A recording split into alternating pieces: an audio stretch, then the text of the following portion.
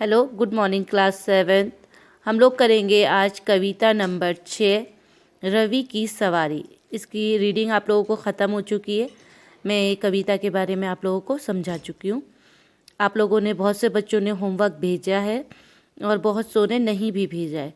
तो सारे बच्चे प्लीज़ क्लास अटेंड करें और अपना क्लास वर्क होमवर्क जो है उसको अच्छे से कॉपी पे करते रहें, क्योंकि ये 3 नंबर फिर आप लोगों के कट जाएंगे जिस बच्चे का होमवर्क नहीं पहुंचेगा।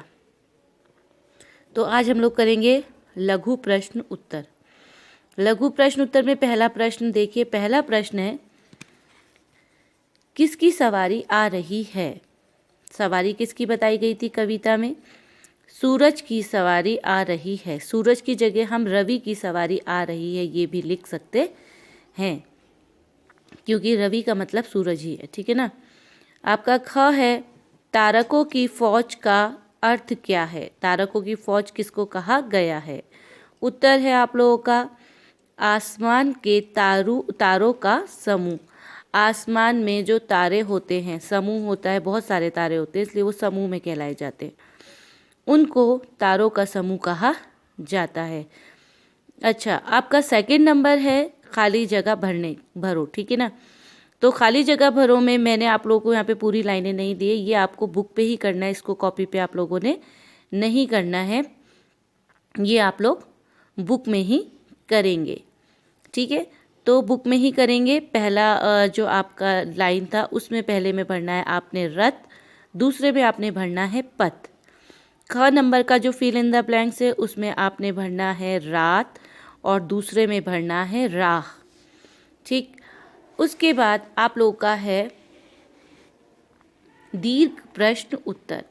दीर्घ प्रश्न उत्तर किसको कहते हैं? लॉन्ग क्वेश्चन आंसर को कहते हैं। ये आप लोगों को बिल्कुल क्लियर होना चाहिए। शॉर्ट क्वेश्चन आंसर मतलब होता है लघु प्रश्न उत्तर, और दीर्घ उत्तरीय प्रश्न होता है जो लॉन्ग होते हैं। ठीक है ना। इसमें आपको दिया गया था इन पंक्तियों का अर्थ स्पष्ट करो। ठीक है ना, हमें मीनिंग बताना था उसका। तो अर्थ स्पष्ट करो में पहले में जो आपका आंसर है वो है,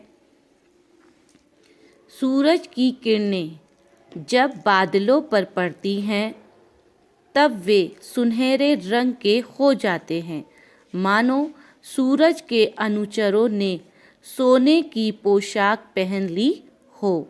मैंने आपको कविता के मीनिंग में भी बताया था, जब सूरज की किरणें बादलों पे पड़ती हैं तो एक गोल्डन रंग दिखाई पड़ता है, सुनहरा सा रंग दिखाई पड़ता है।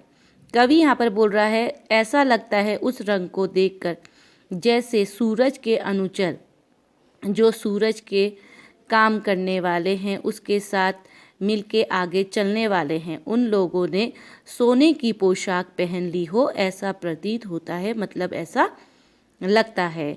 दूसरा आप लोगों का है ख का आंसर। ख में है, रवि के आते ही अंधेरा गायब हो जाता है, जिससे तारे भी गायब हो जाते हैं। ये भी मैंने आपको कविता में इसका मीनिंग बताया था कि जैसे ही सूरज की पहली किरण निकलती है आसमान में, वैसे ही अंधेरा गायब होने लगता है, रोशनी बढ़ने लगती है और जितने तारे होते हैं वो गायब हो जाते हैं। मतलब सूरज की इतनी रोशनी होती है कि तारे हमें नज़र नहीं आते, क्योंकि तारे अपनी जगह नहीं छोड़ते हैं, तारे आसमान में वहीं रहते हैं जहाँ पर वो हैं। लेकिन सूरज का प्रकाश, सूरज का उजाला इतना होता है कि वो हमको नज़र नहीं आते हैं, तो वो गायब हो जाते हैं। ठीक, आपका प्रश्न नंबर 2 का आंसर, रात का राजा किसे कहा गया है? उसका आंसर है आप लोगों का, रात का राजा चंद्रमा को कहा गया है। ये है आपका सेकंड आंसर, रात का राजा चंद्रमा को कहा गया है। अब रात का राजा चंद्रमा है जैसे दिन का सूरज होता है। ठीक है ना। ग्रामर पार्ट इसका हम लोग कल करेंगे, आज आप लोगों को नहीं दूंगी, कल दूंगी इसका ग्रामर पार्ट।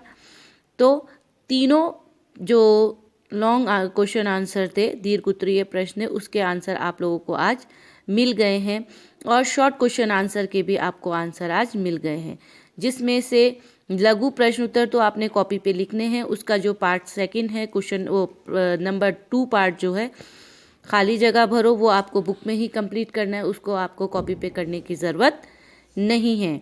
और ये जो लॉन्ग क्वेश्चन आंसर ये आपको आज कॉपी पे करने हैं। आज का होमवर्क आपका यही रहेगा। Okay, thank you.